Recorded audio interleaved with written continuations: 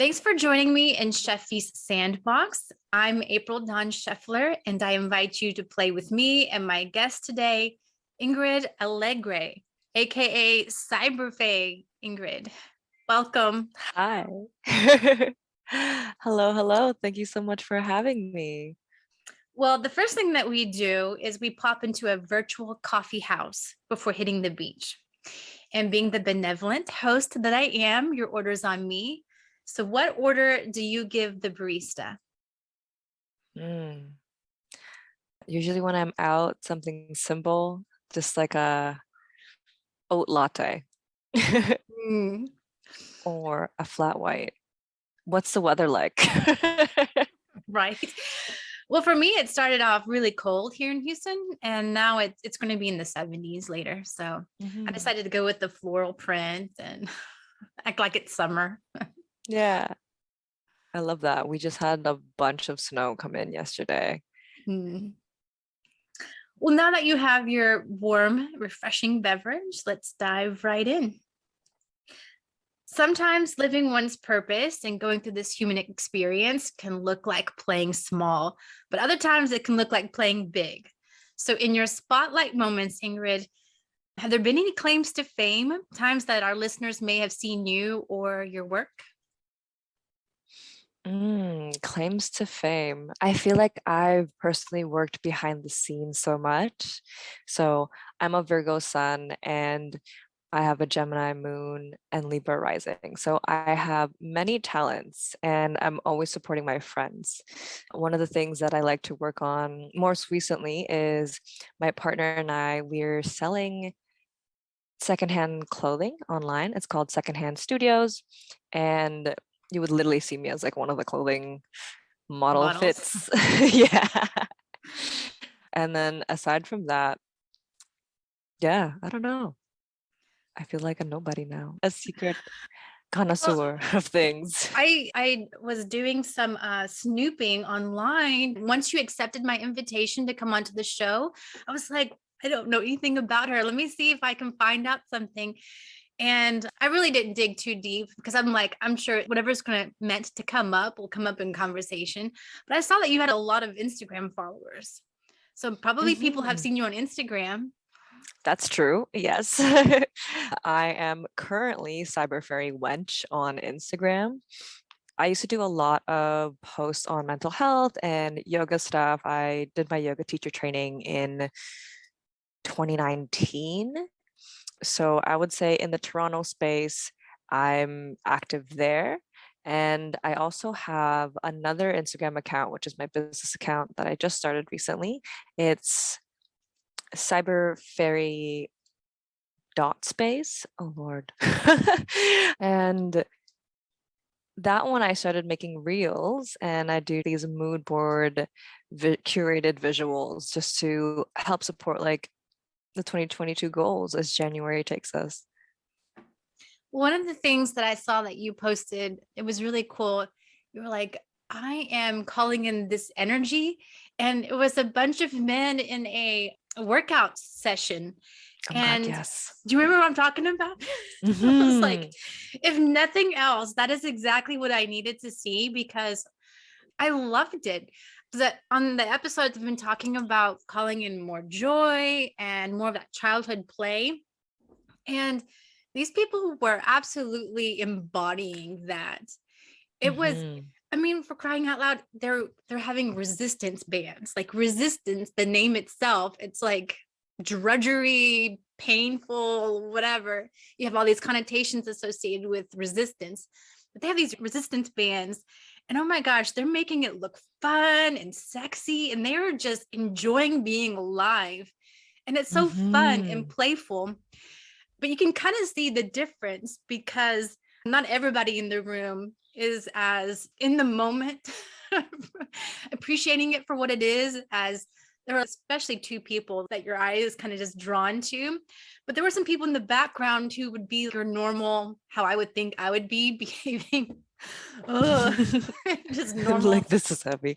I'm in an Yeah. exercise class, but it really just showed the difference for me in a very vivid way about how I can experience life. I can be those people in the background who were just having a normal workout session. And then you had the people who had the extra umph and were just that extra pizzazz, and they were bringing playfulness and everything into it. If you would send me the link to that, and then I'll put Yeah, it in the show notes that we can share that magic with everybody. of course. I found that video on TikTok, and now that you mentioned the contrast, like one of the things that also brought into my attention when I was watching it is that their platforms were bricks, they're cement bricks. And to see that softness and playfulness in those two, it really is like, damn, we really can put everything to use. And then when I think about me being at the gym, if ever that is a thing, it's like a meditation process, but also a rambling of the brain of like, what am I doing today? What should I be working through?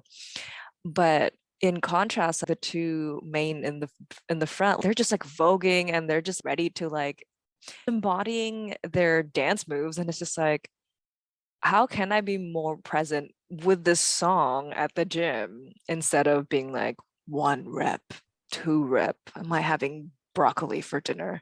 4 rep. Mhm. But Yeah. play is something that I like to integrate, I would say accidentally on purpose, as like a Libra rising. Everything is just fun to share with love. And I feel like that's what fun means to me. Well, guests are asked to choose a word or phrase that they would like to hear used more often in everyday conversation, something that doesn't get enough play or enough airtime.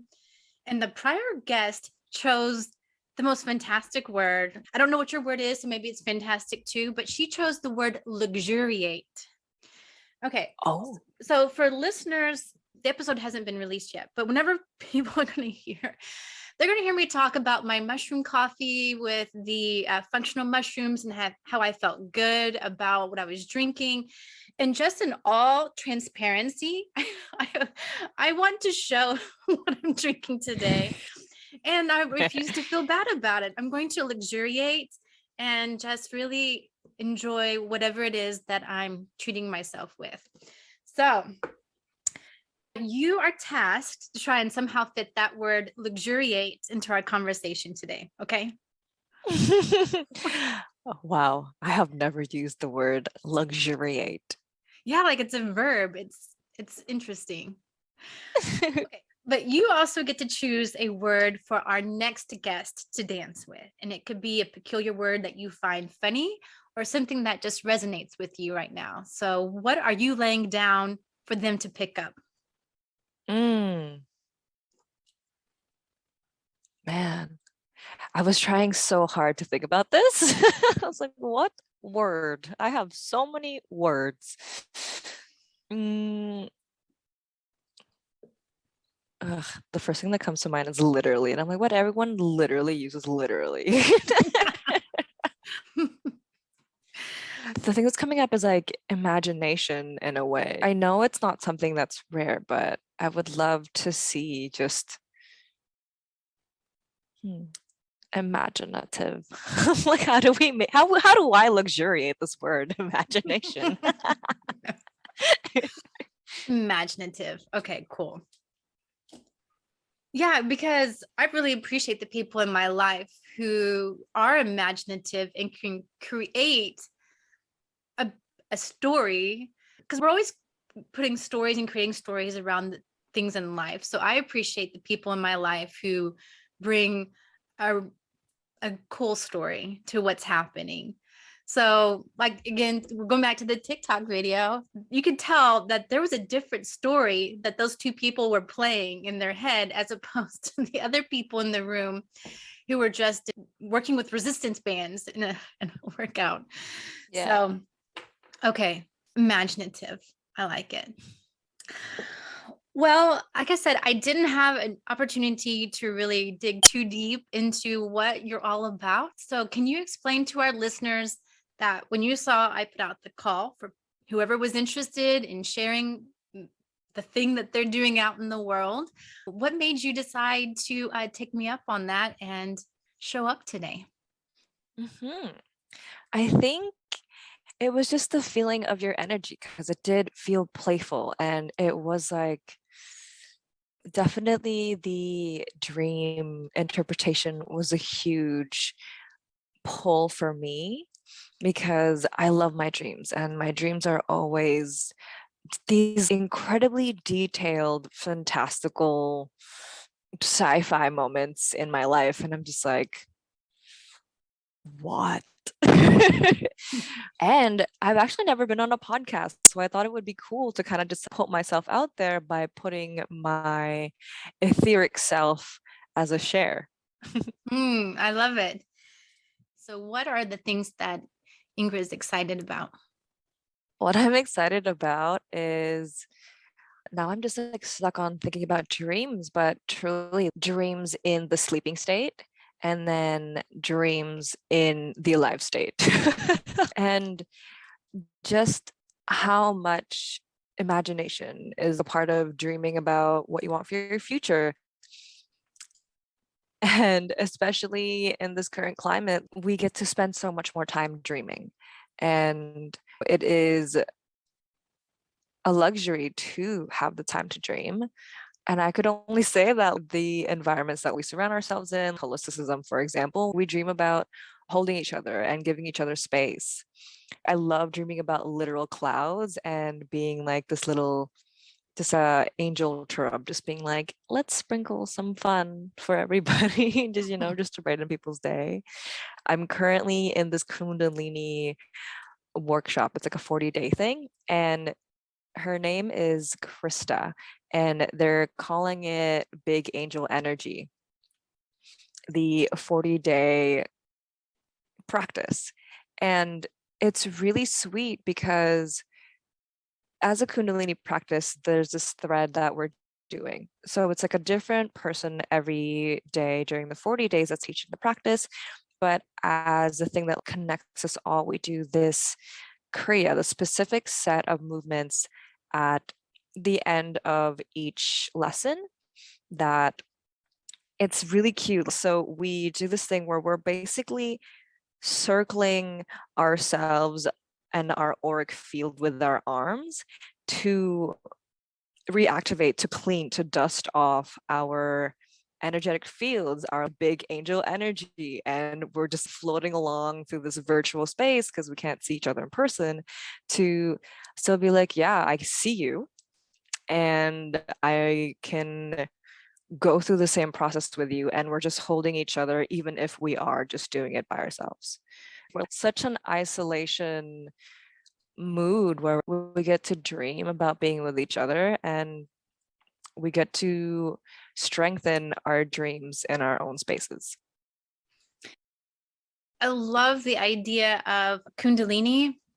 It's been one of those things that have been coming up for me. I've had this long-term interest in it, but it's never been something that I've felt like I've had any opportunity to actually get involved with because I mean, there's a lot of yoga around, but not anything that's specifically Kundalini. And I don't know, I feel as though like some of the themes behind what separates Kundalini yoga from the rest is kind of what I need. So, what drew you to Kundalini yoga? I kind of just fell into my friend group where one of our friends was doing their Kundalini training, and it was a Filipino woman who was leading it. For me to see someone of color teaching a yoga class, and this is like 2018 era, where to me, yoga was this Lululemon heavy white person space. And I'm just like, yeah, love it. But, to see someone else who looks like me, it's like, oh, wait, I can also be that. This is something that we can do. Like it's just this different understanding. And then beyond that, her as a person, she just speaks so esoterically and the way, so I'm talking about my other friend Renalyn and Krista. They're very intertwined together. They've taken the same classes together and they have this way of creating Kundalini accessible for people that doesn't have this heavy dogma to it that it can have, because it does have these strict rules. It has these kind of prescribed practices, and to have these like esoteric hippie 70s groovy vibe personas talking about these practices, it helped me to feel less intimidated by it. Because yoga in itself, you know, if you've never done yoga before, it can just be like, oh my God, there's all these Sanskrit words and then there's all these movements that I have to learn. But to call something, we're just dusting off our energetic fields and making it more tangible for the new age folk, it just seemed fun. So have you noticed it improving your life, your quality of life with the Kundalini practice? hmm So I actually took a really long break with Kundalini, probably when the pandemic isolation started. And because before that, I was very deep into it. And the practice became this very strong propelling force of, how can I set this example? So one of the things about Kundalini is you get prescribed a set of movements, and then depending on what your goal is, and it's usually a chunk of days of exertion. So you have like 11 days or 21 days, etc. And this could be for any practice, right? When you sort of just dive into something, you allow yourself to be comfortable in moving towards that goal so easily.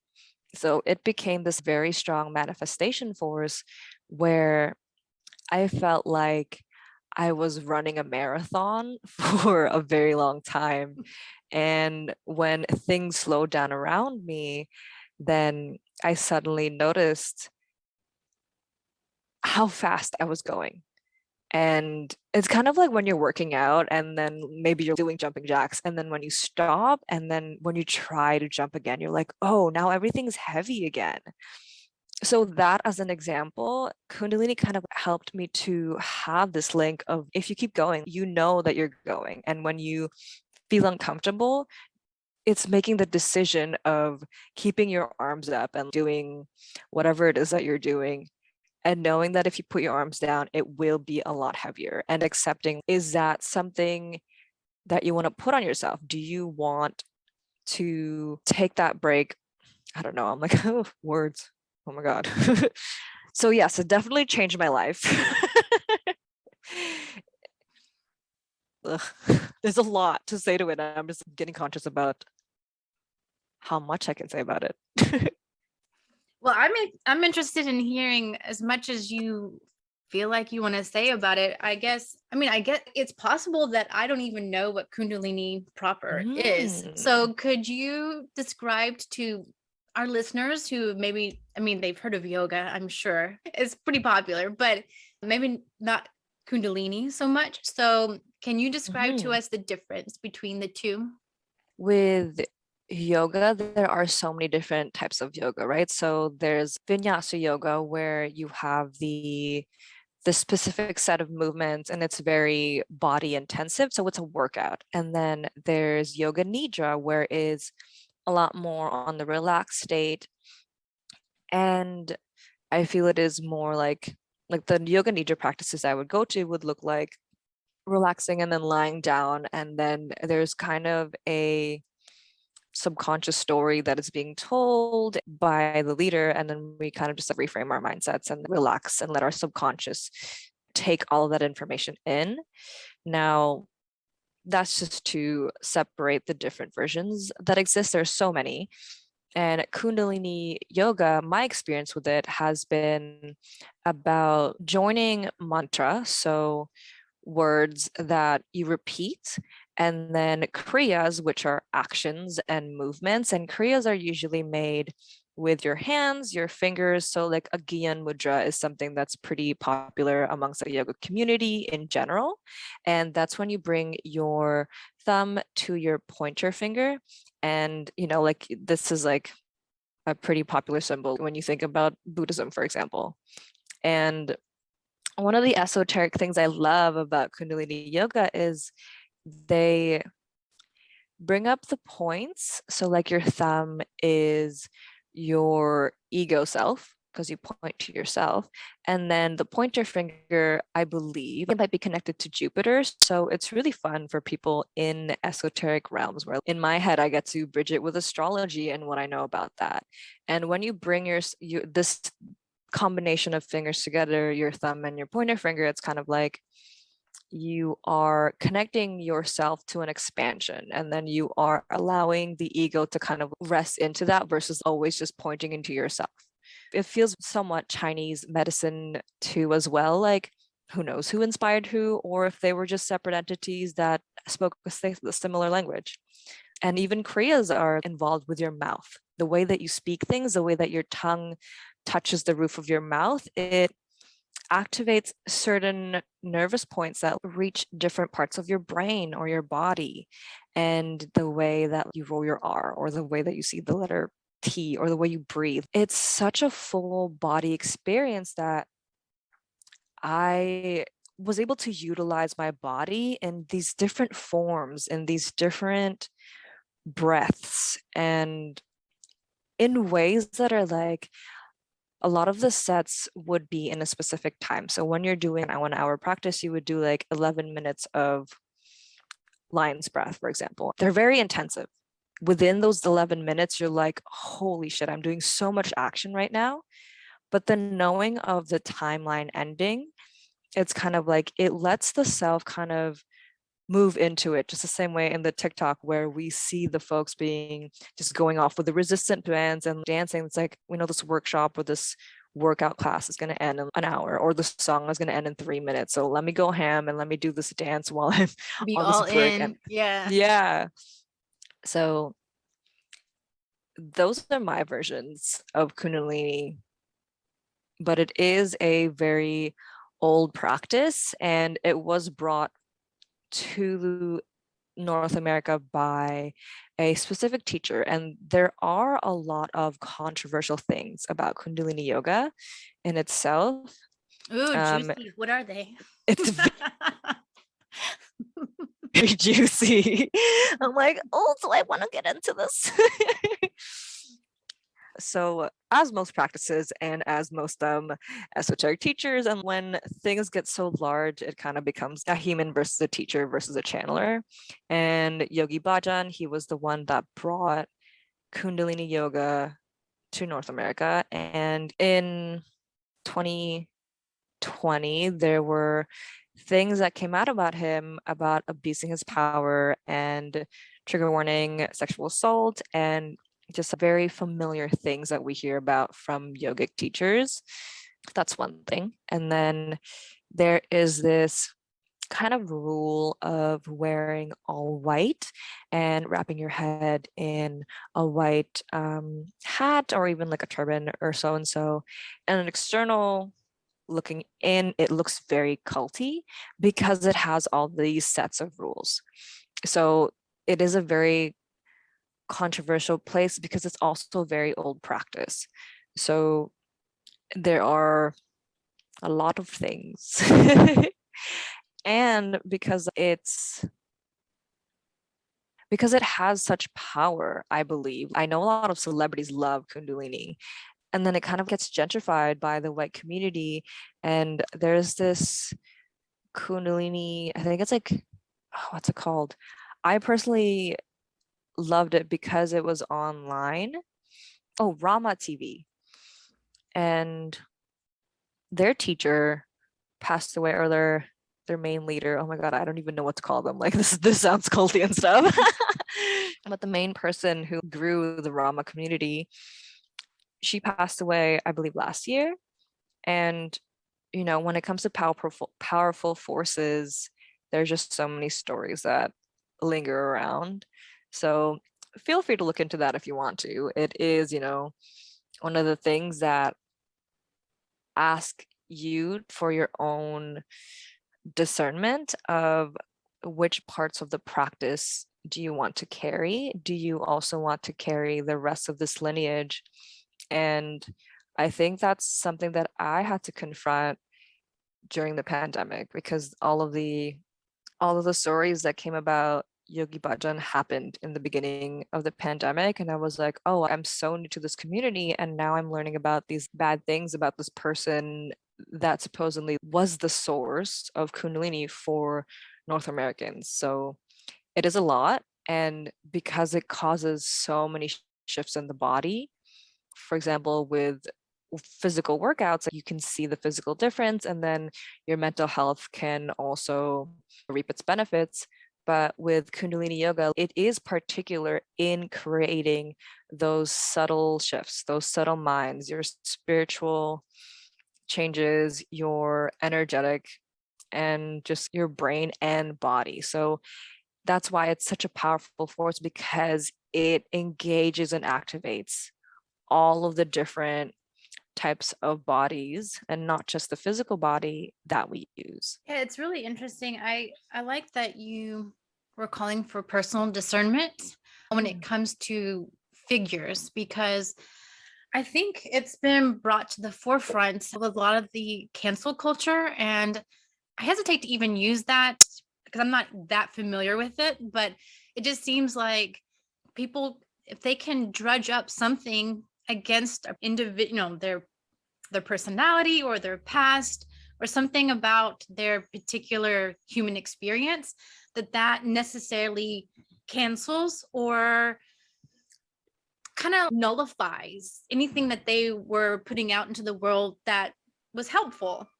And so I like that you're calling for personal discernment, where we can say, okay, maybe the person themselves, they made bad choices or they weren't perfect, big surprise, right? But yet these things that they were proponents of, that they were championing were actually helpful and good, and we can incorporate and integrate some of those things without throwing away the baby with the bathwater.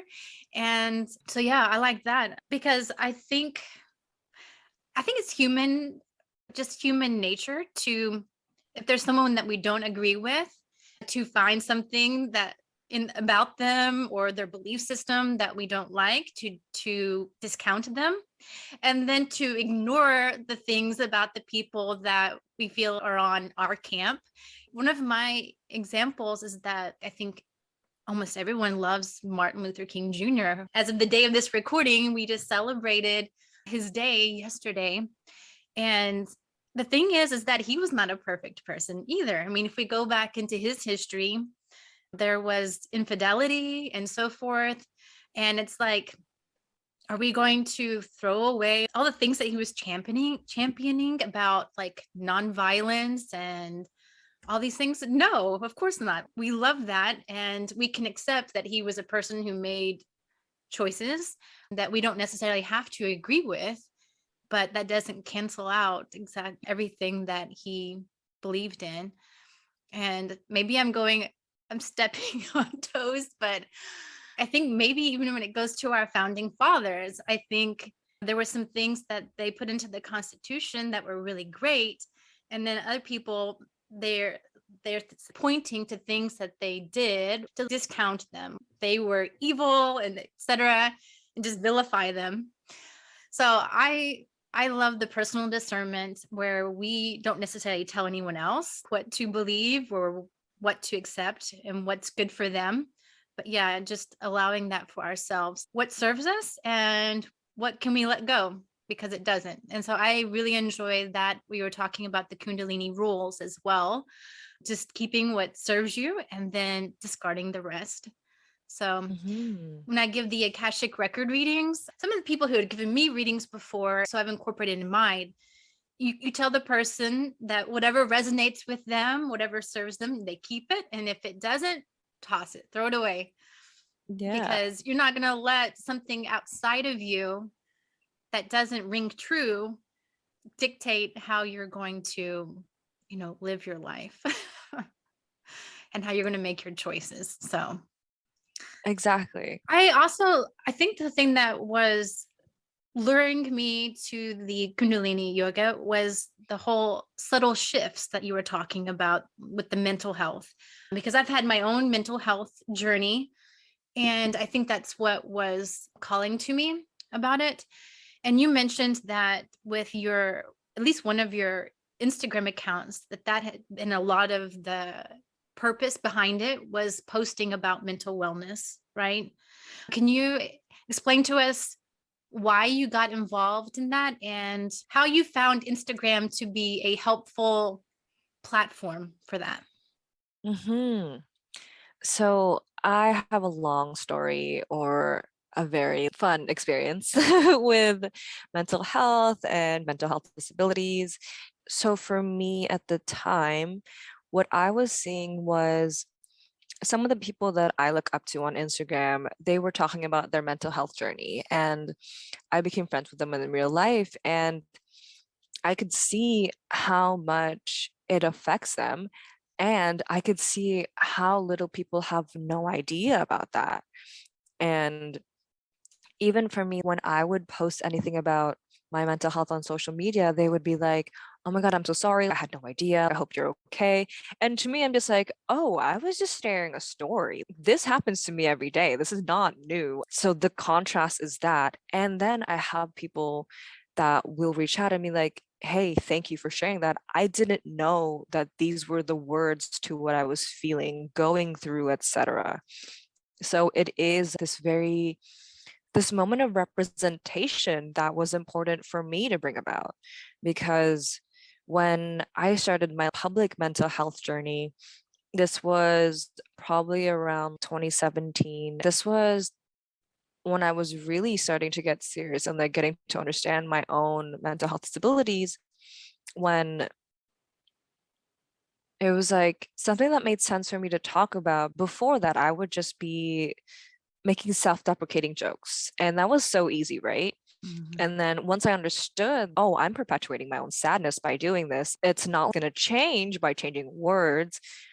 But for me to shift the language on my Instagram was kind of like, oh, this is an easy story to tell, because I can still make the self deprecating jokes, but then have a different story in the same post to turn it around and be like, I like to make fun of myself because this is what I know right now. And I'm also working on being nicer to myself and noticing the difference of like, oh, haha, that was so funny. Oh my God, it's so true.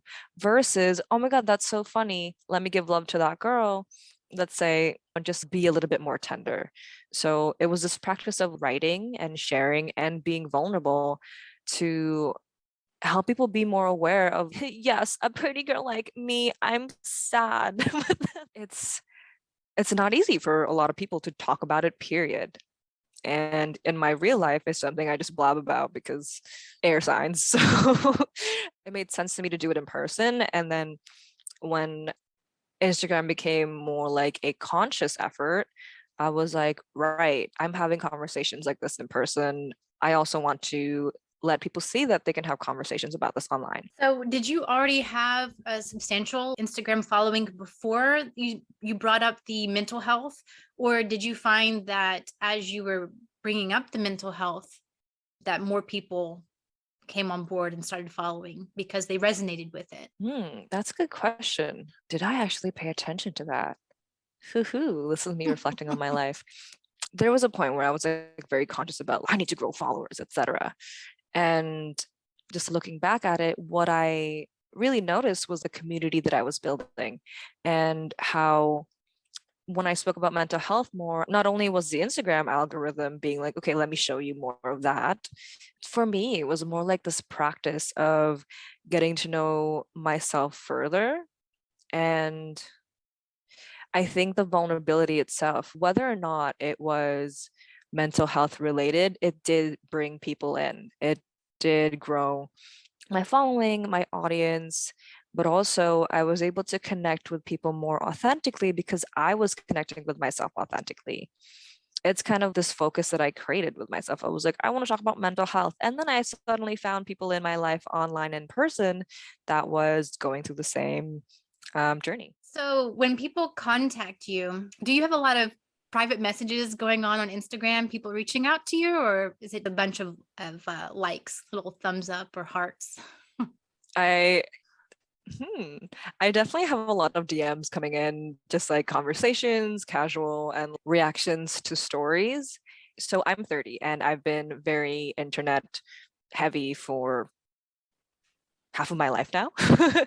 And wow, it's so crazy to get asked this question of what is your interaction and engagement like online, and to really look at it is different, because to me, it's just like, yeah, I just talk to people online. It's just natural in that way because of my progression of being on the internet, of talking to people online, period.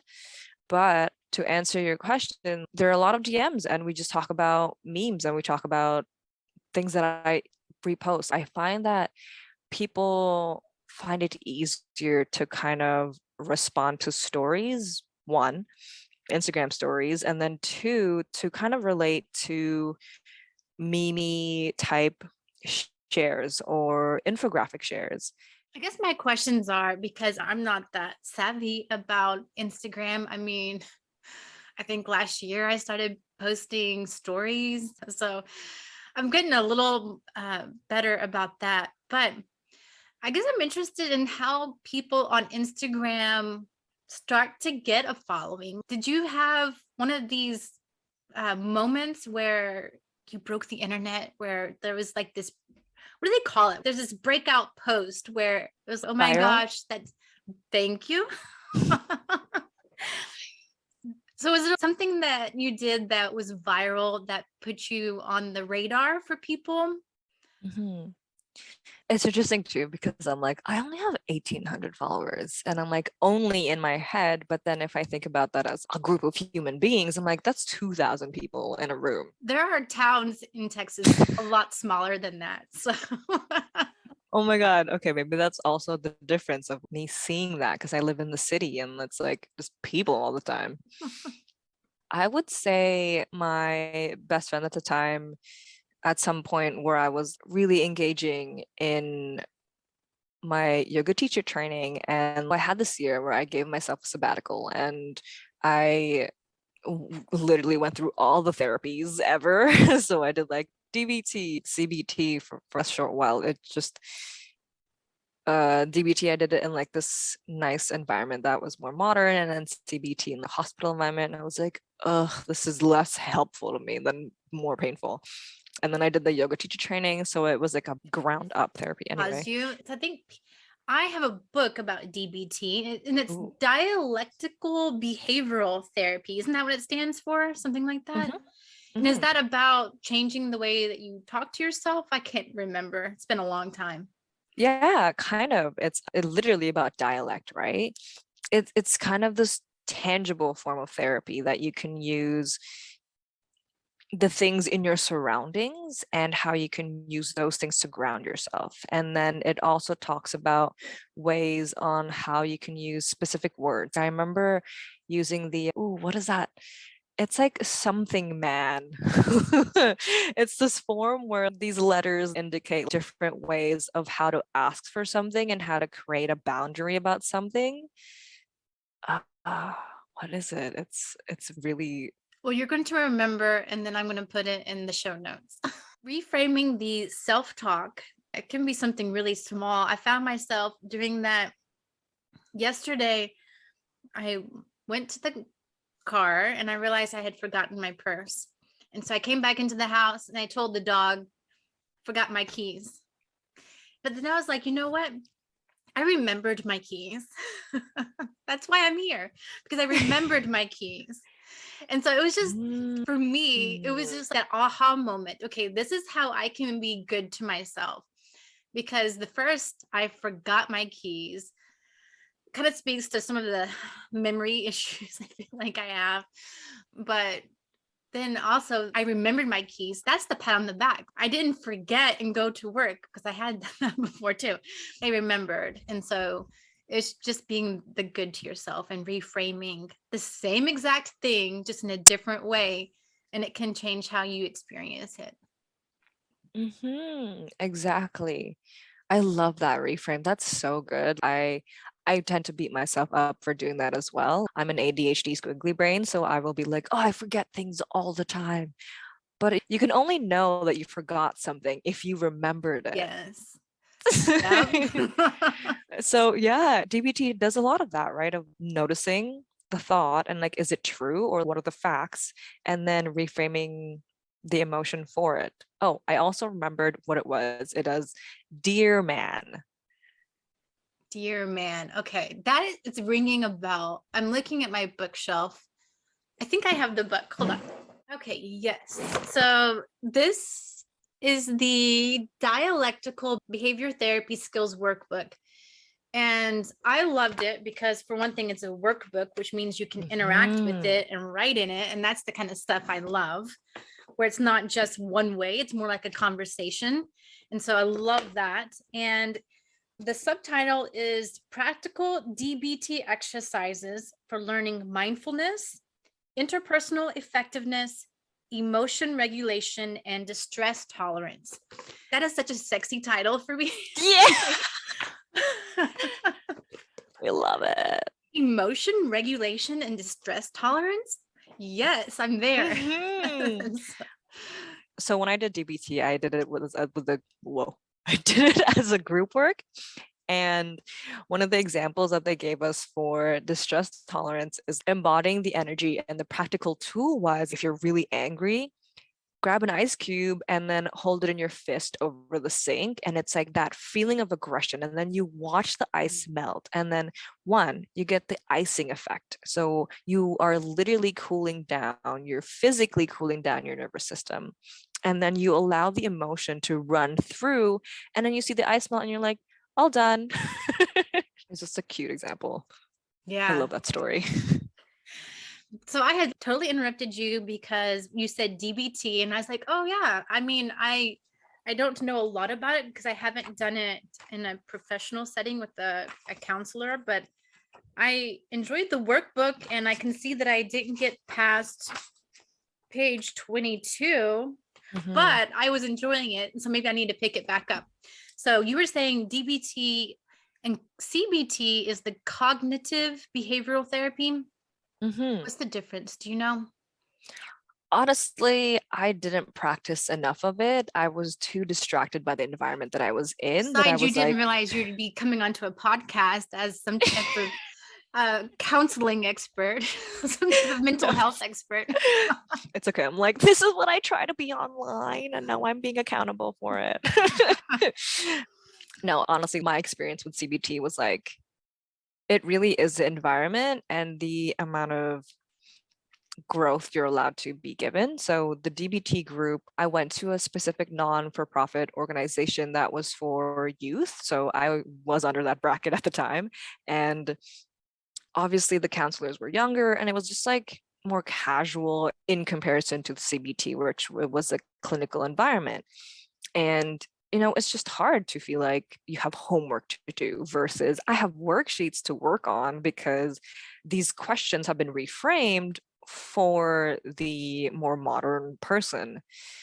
So I feel like a lot of it is very similar, and DBT has, from what I felt from it, that it incorporates more actual mindfulness tools versus CBT. My experience was, it just talks about the experience of the facts that are happening versus even offering meditation as a moment to connect yourself back into yourself. So I was doing DBT and CBT in that year, and then I was doing my yoga teacher training. So I was doing all these heady mindfulness, brain, upper level body therapy. And then my yoga teacher training happened just a little bit after that. So it became a ground up type of movement, which it creates a different interaction in your brain, because instead of trying to reframe your head and forcing your neural pathways to reconnect, you kind of end up allowing your body to move through the actions and also feel those emotions at the same time. A lot of the times when we talk about feeling our emotions, it's just like,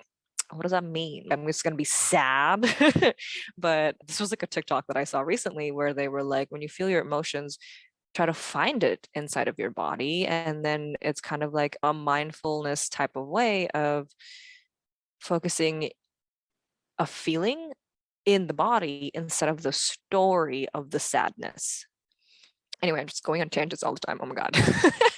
No, I love it. And it reminds me, and I'm so thankful for this because this gives me the opportunity to put into the show notes a link to a podcast that I loved. I listened to it last week, and it was going on about kind of like that root to rise type thing. And I had heard that phrase before, and I still don't really think I know the whole thing, but how they described it in the podcast was that you can have all of this restructuring of your thoughts, manifestation and mindset and all this.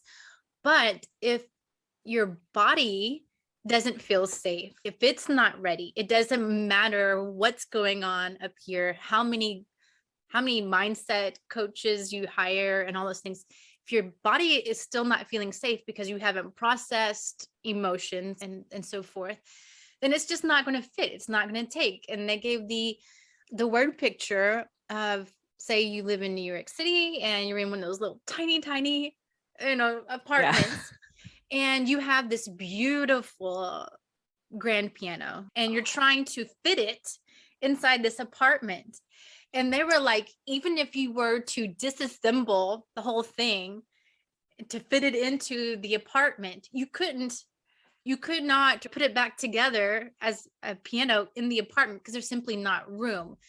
So they likened it to that. You have this beautiful thing, this beautiful instrument, this tool, but if it can't fit, like the body's not ready and it's not receptive, it's going to feel like a lie, and you're going to reject it subconsciously. You're going to reject it. It's not going to stick.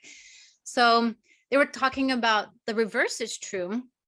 So what they were saying is that as your body learns to relax and that it's safe and that emotions are okay and you're processing them, the old stories, if you're telling yourself something negative, that's going to feel like a lie as well. And you will find yourself discarding those old stories that no longer fit in favor of the healthier ones, the happier ones, because your body can sense, the truthfulness of it for you in that moment.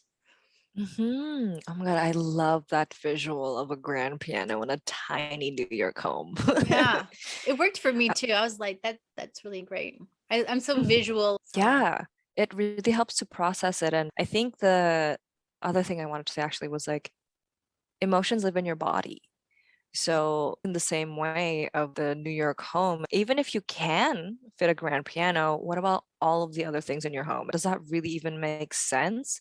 And processing emotion through the body is like, that is when we go and feel those, I don't want to say feelings, but to feel like the tenseness in your back, or, like your body is speaking to you. And to create space, you do have to make ease into like those muscles to let it be like, okay, I'm ready to receive new information, or I'm ready to move on to the new timeline, etc.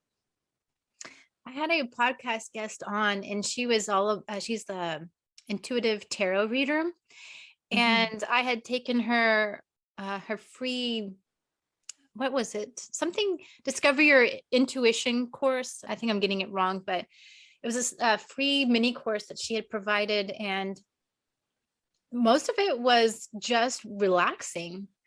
And I had been really surprised at the time, but then when I had her on the podcast, I just kept likening it to sex, like how you really need to be relaxed and receptive before anything else happens, because and Oh my God, because it's it's so true.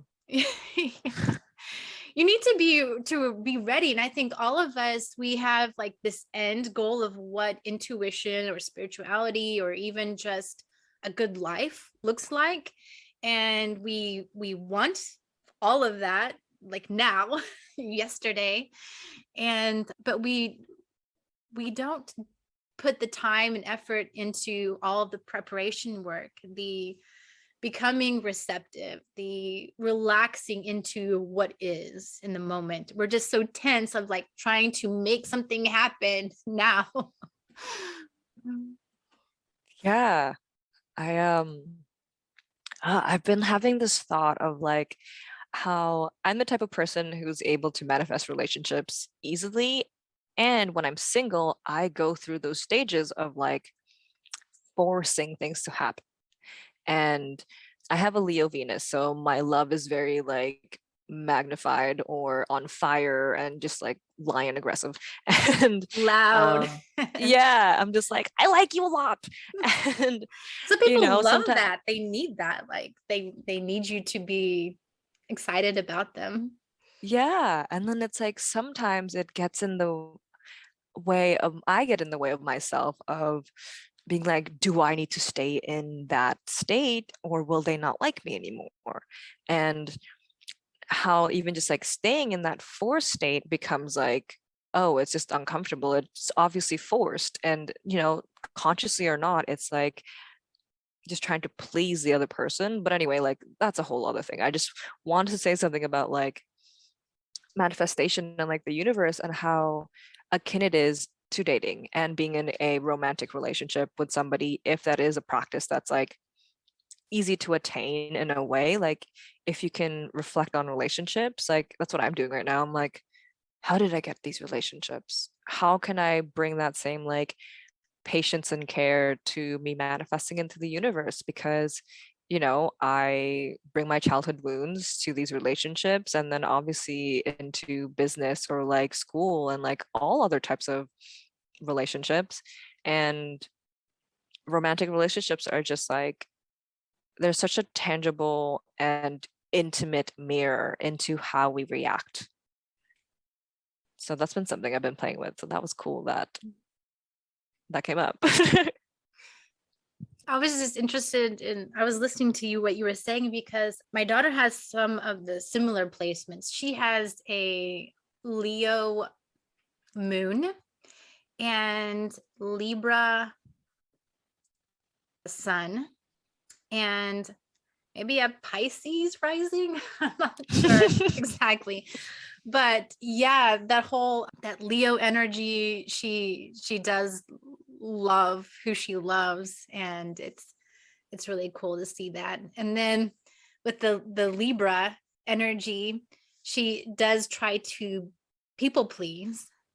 But I can just speak for myself that since having embarked on my self-improvement, looking inside at what's there, it has kept me from being so dissatisfied in a relationship.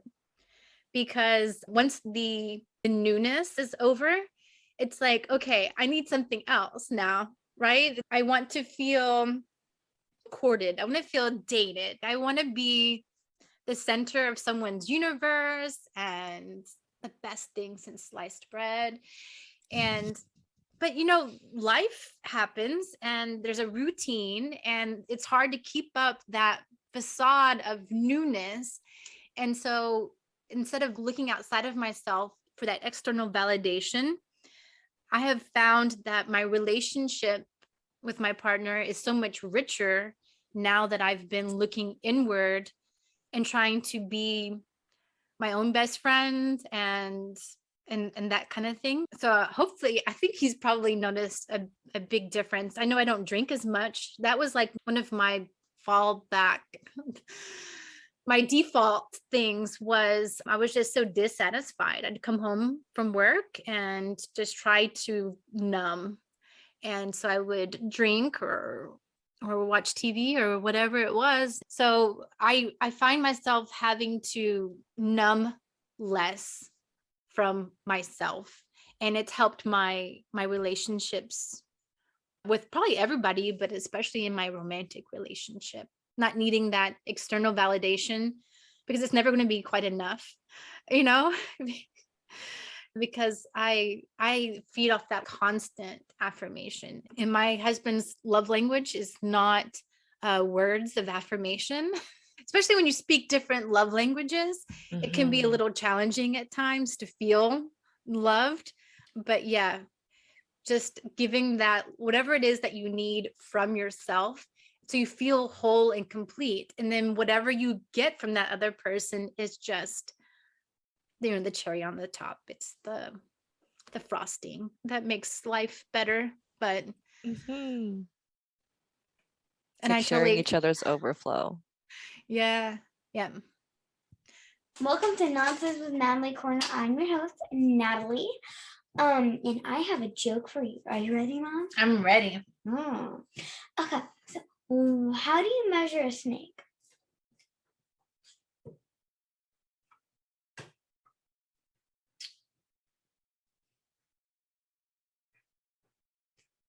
I don't know.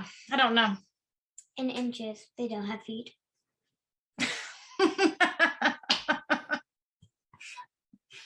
Okay, that's a good one. Yes, thank you very much. And Mom found one. Oh yeah, I found one. What does a dentist call their teeth x-rays? Toothpicks. Yeah, she already heard it. So. Yeah, I did. But this is a good one. All right, until next time. See ya. So I think I hijacked the conversation. I feel like we keep jumping around. I'm like, it's also me. Okay, so we did DBT, CBT, and then what was next? Yes, so I did my yoga teacher training, and I think, do you remember what your question was? I think it had to do with Instagram. Oh, I was asking if there was a viral post. Okay. Did we answer Yes. that? I can't remember. I did not answer that. That is what I was getting to. I was like, these were the stepping stones, but there was no specific viral post. It was more so being reposted by these communities actually helped a lot. What I was saying was my best friend at the time, we were doing a lot of yoga things together. We were doing photo shoots together, and she's an Instagram influencer. She's 60K or something. And her posting me and having my face seen in that was what kind of brought in more larger hordes of followings, quote unquote, versus my day-to-days. Let me just stop you right there. Comparison is the killer of so much, right? So I can see how you're saying with your followers in comparison to your friends, there's a huge difference there. And here I am asking you, like, you're this big Instagram star, which in my world you are, because that's a lot of followers in my worldview.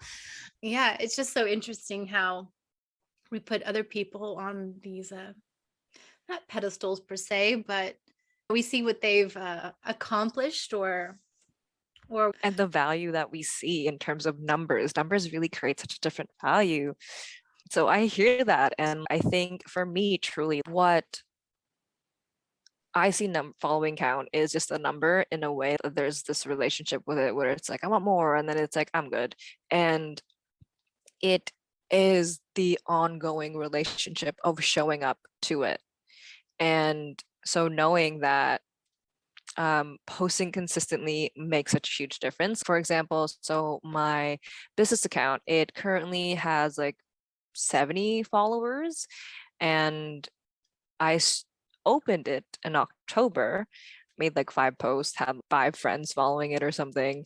And then January 1st was when I decided to post consistently. And from there, I've posted maybe twice a week now, which still isn't a lot, really, in terms of the content creator realm.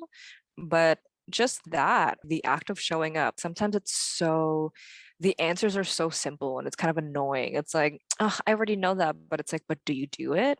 And this is me talking to myself. I'm like, do I do that just because I know what to do? And in the fall, just this past fall, I was building a relationship with my altar because I never had an altar before for my spirits and my ancestors. And showing up to them and just speaking to them or reading a thing to them became a practice where I've kind of integrated that into my relationship with Instagram and acting as my business, being like, well, I literally just tell them what I like. And my ancestors are like, wow, thanks for visiting me. That's so nice. And I feel like that's kind of the engagement that I've been getting. It's, wow, thanks for posting. These are the literal words that I'm getting, but it's hard. The comparison, even you looking at my following, me looking at other people's followings, and the knowing of scrolling through the content and how easy it is to consume so much, it's easy to forget how even those posts, like for me, when I'm on a scrolling rampage, where I'm still in those moments being like, wow, that post resonated with me. Wow, the work in this post was so nice. This is so pretty, etc. It still engages within the human being. It activates this heartwarming moment of thank you. I don't know, the idea of YouTube content creators and their, what's the word I'm looking for? Their clickbait type captions and the way that they speak things and be like, this is how you make followers, blah, blah, blah. And how it becomes like, oh, I'm not enough. It is just this reframing of, right, the value versus the number is such a difference. And it is creating a relationship.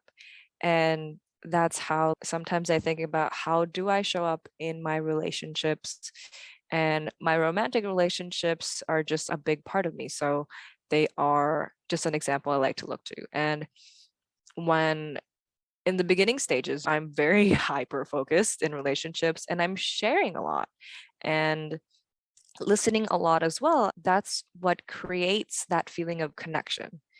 And we can look at it through a marketing way of share so that people can find you and engage with your followers.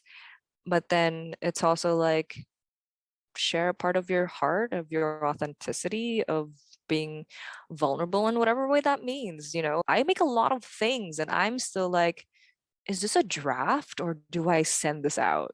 That's still a vulnerable part of me. I'm a Virgo. I'm like, everything has to be perfect. These are parts of me that are like, I know about, that people really close to me know about. And then it's like, okay, do I share this? It's not a thought sometimes. Sometimes it's just like, okay, I'm happy with that. But then it can also be hoarding in a way, just knowing where we are in life and how much connection is craved. And I love sharing. It's just that I don't see past the people that I talk to because I'm just like, no one needs to see this. It's fine. I just made it for fun. So yeah, the numbers, I know when I first started the podcast, it was one of the things that was kind of up front and center, because whenever I would log in to upload a new episode onto the platform, it would have their big and center, how many listens, etc. And I kind of wish it wasn't there, because it would help me feel better, because I know it's just a number. And the gosh, so it can go one of two ways. I know for one thing, it is just a number, and that the people who are meant to hear you are going to be coming into your realm of influence or whatever. You're going to be connected with like and like energy. But the numbers, it's kind of like the number of people that you are able to affect and help. I guess affect, or I mean, that sounds kind of like you're trying to manipulate them, but number of people that you are helping. So when you have more numbers, some people think of it, when you look at numbers, as, oh, it gives you validation or whatever. Sometimes it can come from that perspective of just wanting to be a helper, and like, this is the number of people I'm helping and I wanted to help as many people as possible.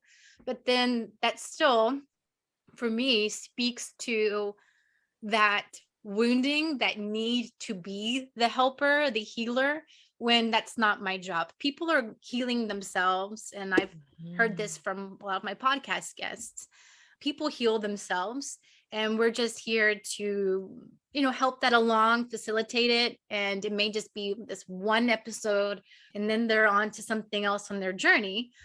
But yeah, the numbers really can play mind games with you in more than ways than one, right? Because again, it can feed into that I need to be a helper and I need to help as many people as possible. No, that's not actually your job. Your job is to be you and to do your magic, and whoever's meant to connect with that will connect. But And then you were talking about the Instagram scrolling.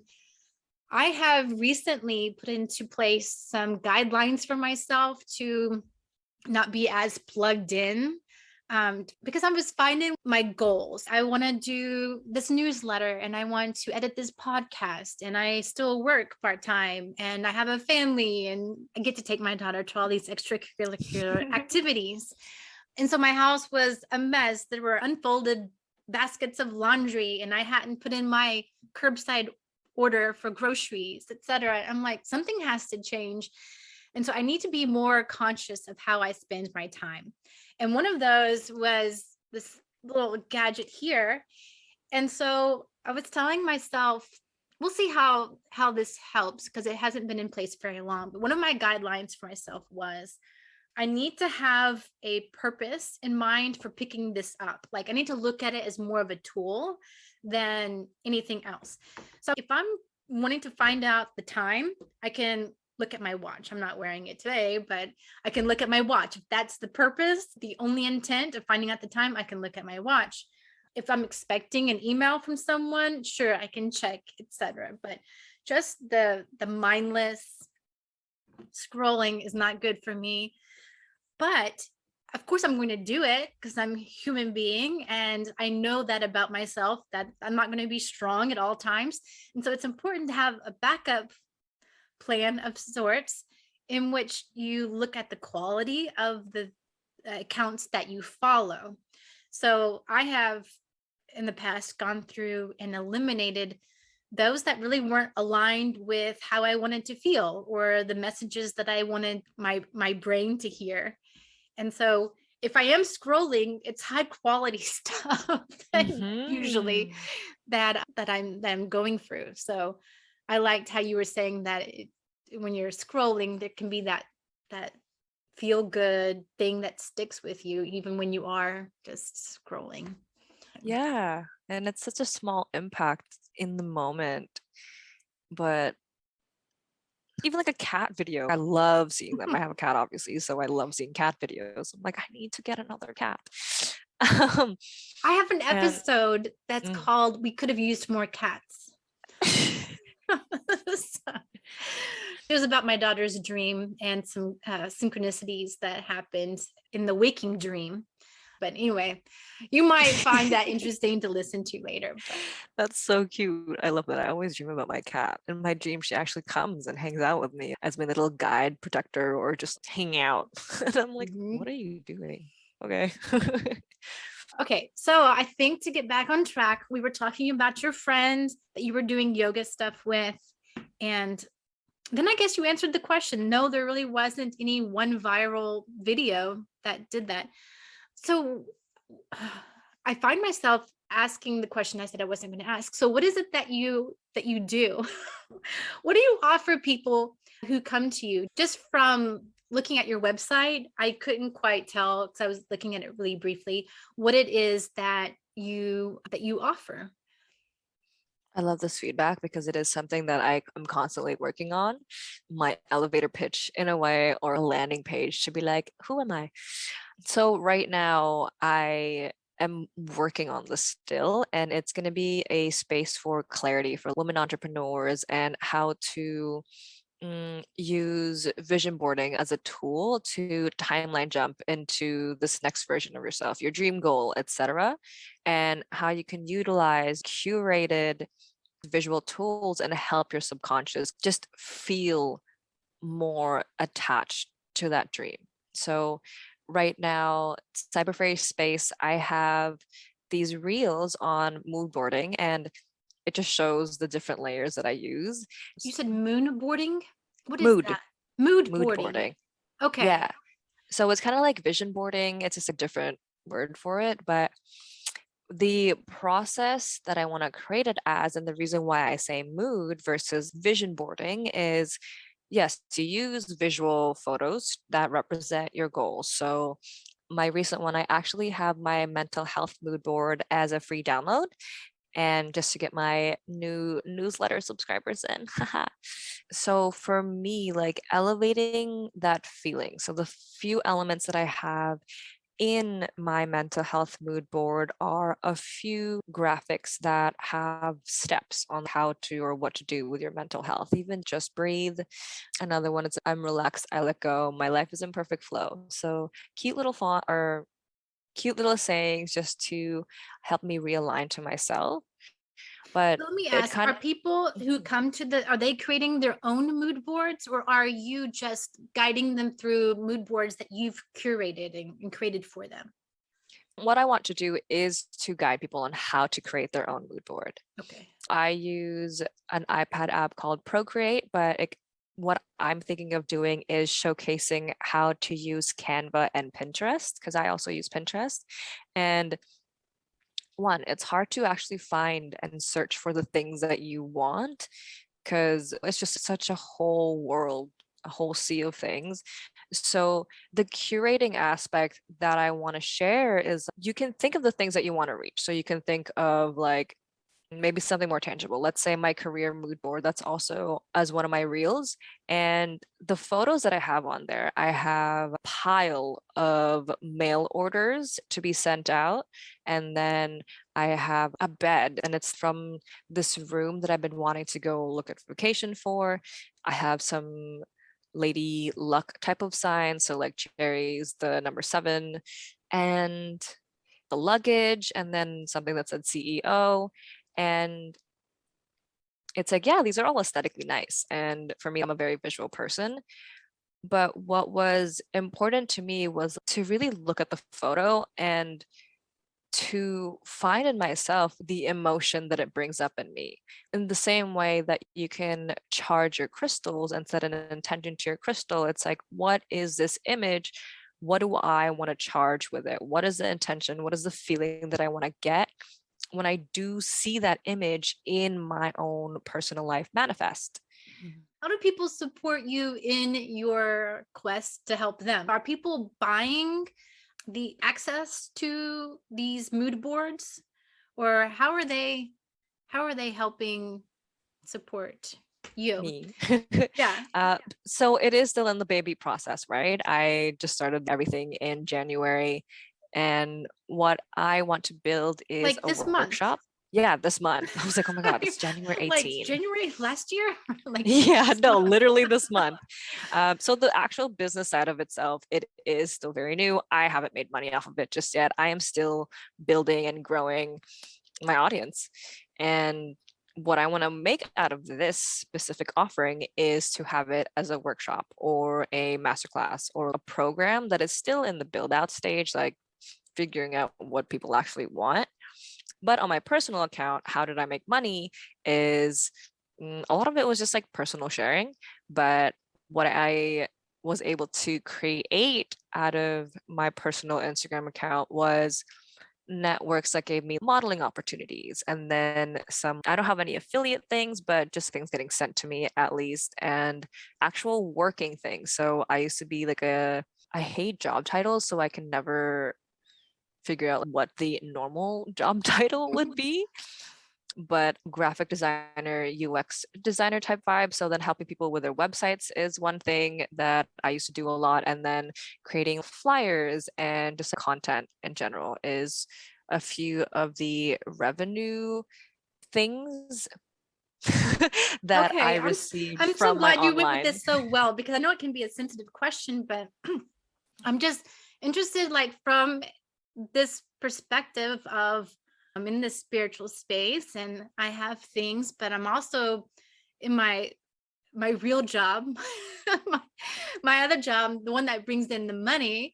And so I'm just interested in how people blend sometimes their dreams that don't make money just yet, and ways that they're able to support themselves in the meantime until whatever they're envisioning actually comes into fruition, is like manifested. So thank you for being really open about that, because yeah, I'm just curious as to how people get from point A to point B, because sometimes we just see the end result, right? We don't know how people actually go through the steps of getting where they are. Yeah. We just know, oh, that's what I want, and we don't know what it took for them to get there. So thank you for sharing. Definitely. So you are seeing me at my baby stages of my current spiritual business journey.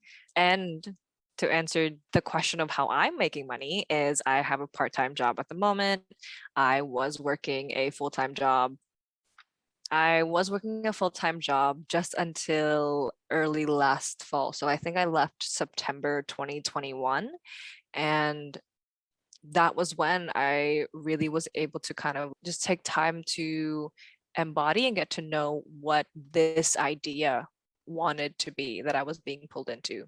So now I'm just in the beginning. I'm a new person. This is a new brand.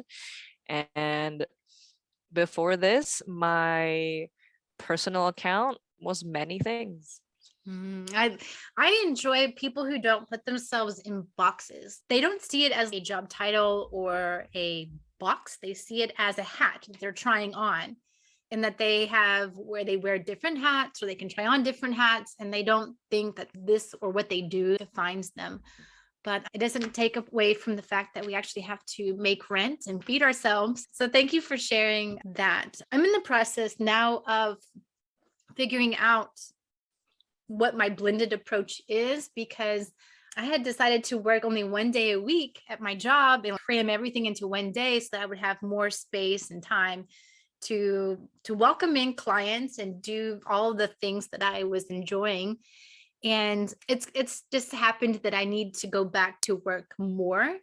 And so what I had put into place with my employer was, hey, I'm still going to be there every Wednesday. Because I think I said this, and at least I know it in my newsletter, and I think I said it maybe in the past podcast, but I tend to approach life with an all or nothing attitude. And so it's like either I'm this spiritual person or I'm not, right? So me having to go back to work more often, or getting to go back to work more often, I was tempted to say, okay, I failed this whole thing where I was trying to create space for clients and my projects for the volume didn't materialize. Instead of saying, okay, that's not me, I tried it and I failed and it's not going to work, how can I blend the two, not kill that dream and not say that that's not who I am, but yeah, at the same time, yeah, like coming to a compromise, which is not generally, again, how I work. I'm like black or white. So anyway, I had told my boss, okay, so I'm going to come in every Wednesday and have that blocked off on my calendar.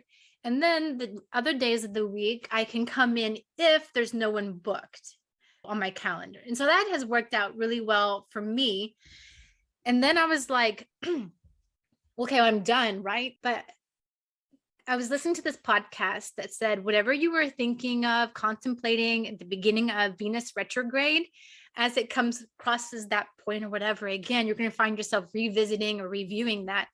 I'm like, well, what was I reviewing or revisiting at the beginning? I think it was the whole, let's toss away the all or nothing attitude that doesn't serve me and find a way to blend the two.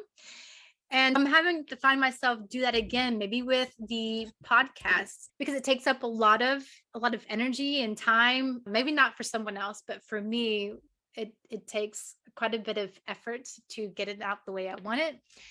And so the return on the investment isn't quite as much as I would like. There are other things that feed me more, like the feedback I'm getting from my newsletter and so forth.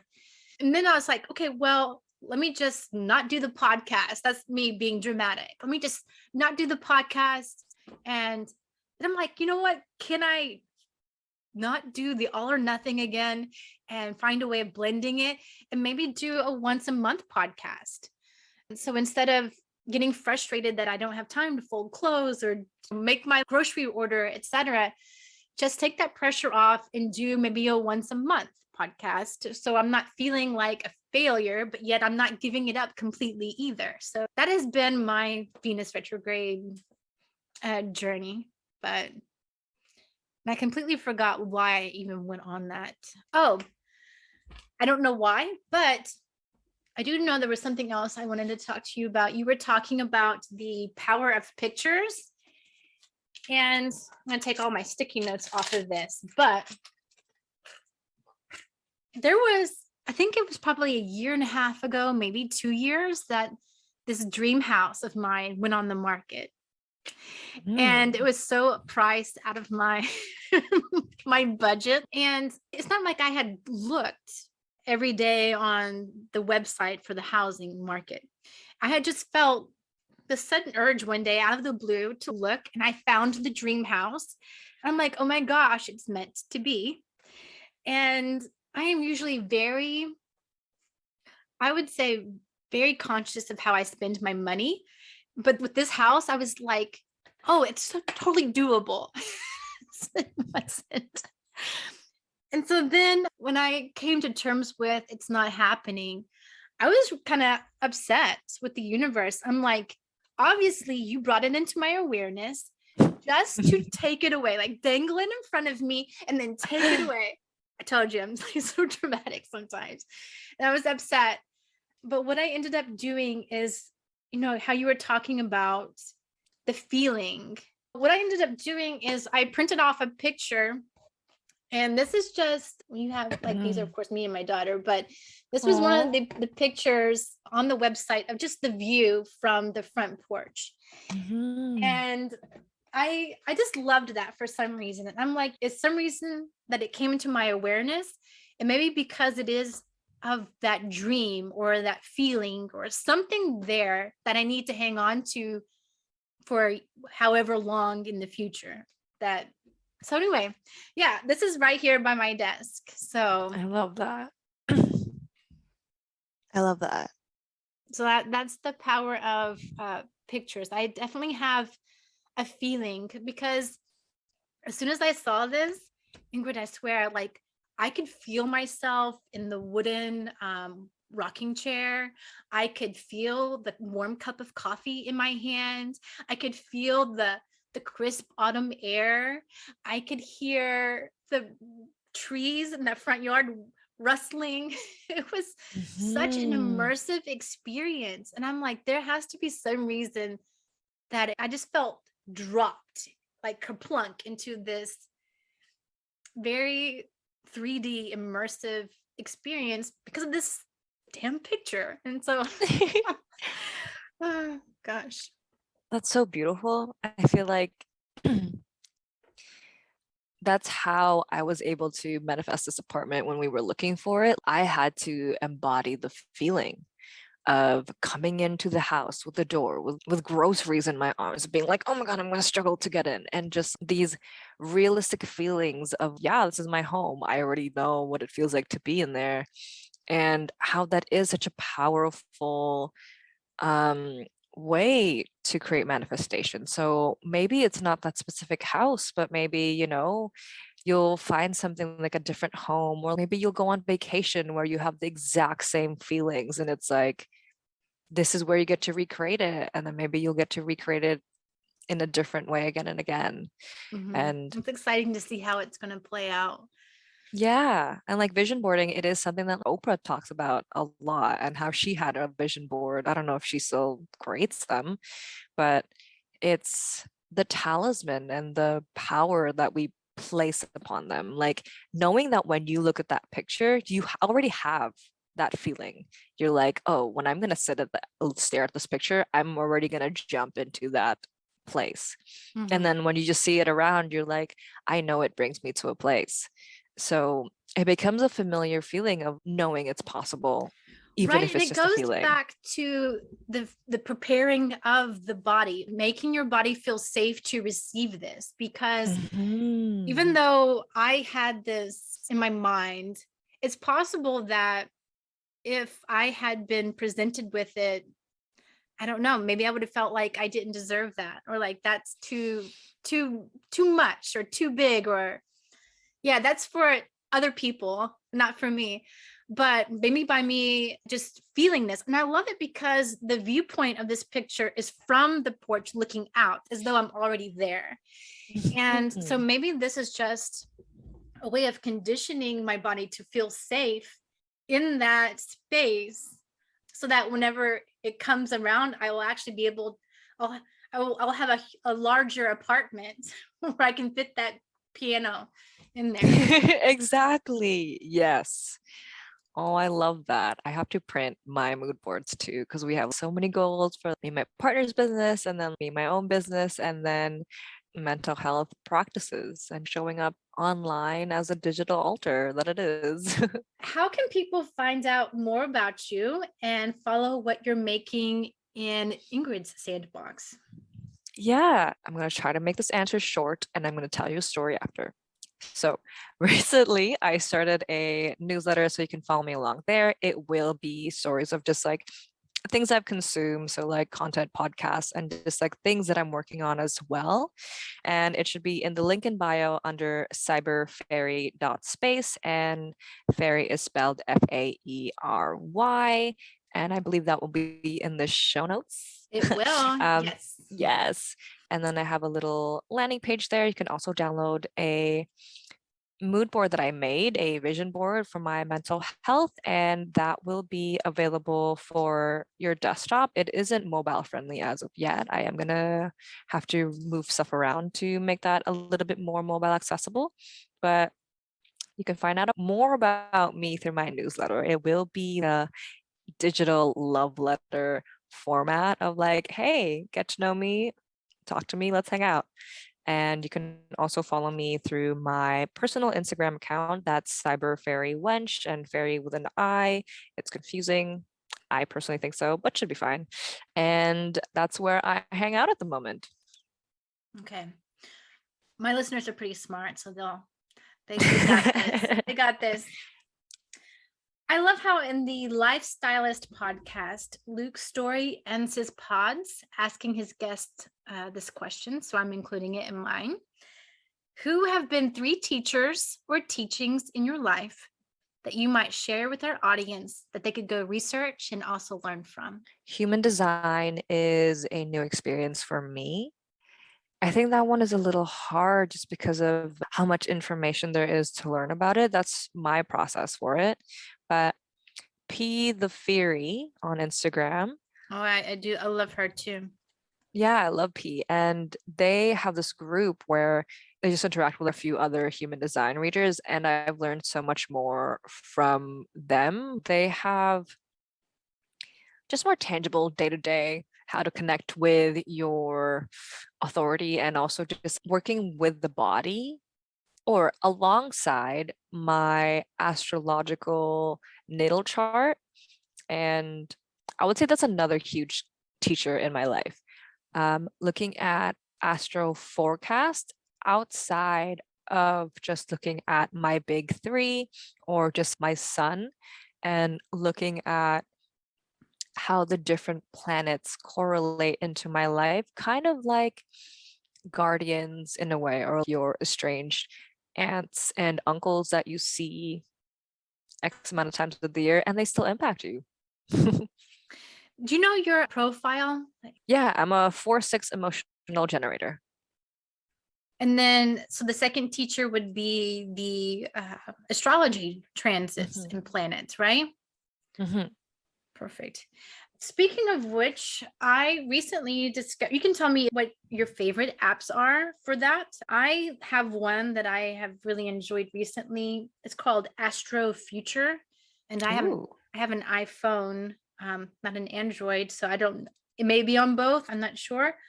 But you can look at either your natal chart or your natal chart with transits. So it will tell you right now what's going on, as that could be challenging or beneficial, etc. And then you can also add other people in the settings, and you can do a synastry chart. So yeah, I enjoy that. Again, that's called Astro Future. I also love the Pattern app. It has been shockingly accurate. And the thing is that it is kind of for people who don't know astrology, because it doesn't tell you what planets are interacting. But I keep it on my phone because it gives me an update every day, either about a pattern reminder. And it has been such whew, such a sharp mirror. That's too true. Almost painfully true. Like, ooh, watch yourself. You're getting you're stepping a little too close. I have in there different people, and you can set one as your partner. And so I have my husband in there, and it will give me reminders ever so often about what's important to him, what makes him tick, etc. Or it could be a day that they put up a friend reminder. And what I love about the pattern is that you can also run a bond between two people. And that's kind of how I connected with one of my good friends, Cassie, is because we were in a group and I had said, oh, I just found this new app called The Pattern. And she was the only one who had already downloaded it. And she's like, oh, I'm on there. I knew it was asking her to be very vulnerable, but I'm like, if you want, you can add me as a friend. And she was like, sure. And so I ran the connection and it said golden, one of the most rarest connections. And I'm like, how can I let something like this go? There's something here worth exploring. And so we ended up texting back and forth, and we ended up meeting, I guess, a week or two ago now. She lives in Mississippi and I live in Texas. And she's like, you know what? It's not like we live so far away that we couldn't find an Airbnb in the middle and meet for the weekend. I'm like, oh my gosh. So I loved it. And so we met up and it was really fantastic. We were able to do all of our woo stuff because I don't really have a community, at least locally, for me to do that. So we each brought our spiritual book libraries. Like there's boxes of it. And so like we were able to go through each other's books and see what we wanted to get for ourselves, including oracle decks. I only had 2, but she had a whole bunch. And so you can actually handle the stuff and see what it is that calls to you. So it was really neat. And we did a soul collage, which I'm not sure if you're familiar with soul collage, but it kind of speaks similarly to what you do, but it's a different process. But you kind of create your own deck. Each card has its own, has a singular energy to that card. And it can be more of a challenging card, like a wounded child, or it can be something happy. And what you do is you just kind of clip pictures that call to you. I have a whole folder of just clippings. And then whenever you sit down to do a soul collage, you can pull from your clippings pictures that speak to one theme, a certain theme, and you create a collage card, and then you name it. And then you say, I am the one who, and you speak to the energy of the card. I am the one who trusts in the universe's care, or whatever that energy of the card is saying that those pictures are telling you.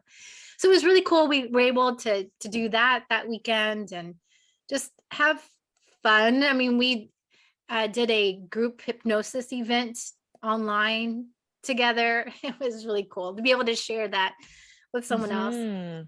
Plus, the same lady who gave us the word luxuriate, she said that she does not believe in guilty pleasures. Like that should be eliminated. You should not feel guilty about any pleasure. So one of the things I had said was my guilty pleasure was I watched the show Sister Wives almost religiously. I don't know, just something about that dynamic of I don't know. There's something about it that I really enjoyed watching, and my husband won't watch it with me. So at least I had my friend there that was able to watch it with me. And it was so cool for the first time having someone to indulge in this experience, because I don't watch TV. This is like my one exception. And it was just neat to have that experience in person. And I'm so thankful for the internet and technology. Otherwise, I wouldn't have met her to begin with. But then it's also neat to be able to take that a step further and bring it into, I don't know, into the same room. It's just cool. Yeah, that sounds so exciting. Like, that's so fun. I miss doing things with my witchy friends. Even just going to a sound bath to lie in sound together. I haven't done that in so long. I miss doing that. Okay, so I think you were talking about how people can find you. And then you said you had a story behind it. I don't think you got a chance to tell us the story. I think I was just gonna say how I wrote my first thank you email just for subscribing. So it is a baby newsletter account, just born, and how it took me so long to make it. And I remember thinking about it when you were talking about recording and editing the podcast, and it's like it is definitely work for sure. I used to edit a lot of videos before, and it's just like it's time consuming, especially when it's yourself. So then it becomes this conscious work of, do I like that? Do I like me? Do I not like, etc. And then me getting to know this platform, I'm like, why did I just take 4 hours to do that? But I was literally teaching myself so many things Yeah. at the same time as writing and then editing. That's my story. Well, that's exciting that our listeners get the opportunity to jump in on such a baby venture. So number one teacher was the human design, and I love human design. I offer human design readings on my website, and I make sure that people know that it is for beginners, complete novices who don't know anything about human design, because human design can get so freaking complicated. Just like astrology, there's layers and layers and layers. But I decided that human design was such an awesome gift and modality that I wanted, like, my enthusiasm, at least I could share that with other people, and I could keep it really basic, really simple, kindergarten simple. And that way I love that. people could carry it with them, as opposed to being overwhelmed with so much that they walk away none the better. I think that's such a travesty. I've been getting to know human design for at least a few years now, and just reading random free shit online, not finding people like you who do readings. I was mostly just reading the things that they had on the website, and I'm like, these are a lot of words. I understand they can apply to me, but I'm like, I can't actually apply them to myself. So that's why I was like, kindergarten level, it's so helpful to carry information with excitement. Yeah. I was listening to a podcast where they were interviewing a numerologist, Natalie. I think she's on Instagram as Numbers Nat or something like that. I could be completely wrong, but that is what she says, that she keeps things kindergarten simple. She concentrates on the life path number and this other number because she feels like those are really life-changing. She said that the numbers in her numerology blueprint, 15 levels deep, are not the ones that changed her life. It was these top two. And if she can just have someone really understand and embody and change their life towards these goals, just knowing your life path number and eliminating everything that doesn't help you and embodying that is so life-changing, as opposed to knowing all this stuff in your head and not knowing how to actually put it into an actionable plan. So she came up with the kindergarten simple. So I'm reusing it. I loved that. But yeah, I love that. Human design, including P the Fairy. I follow her. She's fantastic. So astrology was number 2. What was number 3? Yes, I didn't get to mention number 3, and it actually just came up, so it's perfect. Number 3 is Kaitlyn from Spirit Garden Tarot. They are a tarot reader espiritista, and I learned a lot about creating an altar and having conversations with my ancestors through Kaitlyn. They have this energy of just fun and giddiness, and when I see Kaitlyn interacting with their ancestors, it feels like it's a conversation and not this daunting, I have a question for you. What do you want? In the way that I'm imagining Zeus as an example of like an ancestor. And yeah, just like this aunt uncle level of, hi, should I do this or not? And yeah, just tangible, everyday talking to your guides, and also with tarot.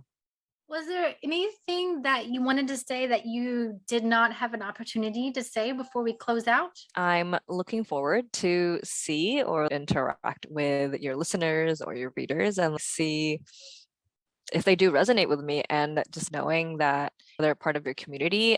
And since I'm a baby, I would love some feedback or just to build a connection with different people. Beautiful. Yeah. Well, thank you so much for coming onto the podcast. And sometimes it's awkward for me to say goodbye. I don't know how to do it. So I'm recently implementing this new thing, and it could be awkward and weird. I don't know, but we're going to try it again.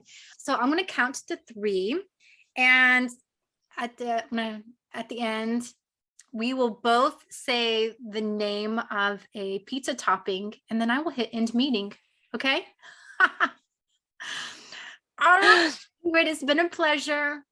1, Mhm. 2, 3. Bell pepper. Cheese.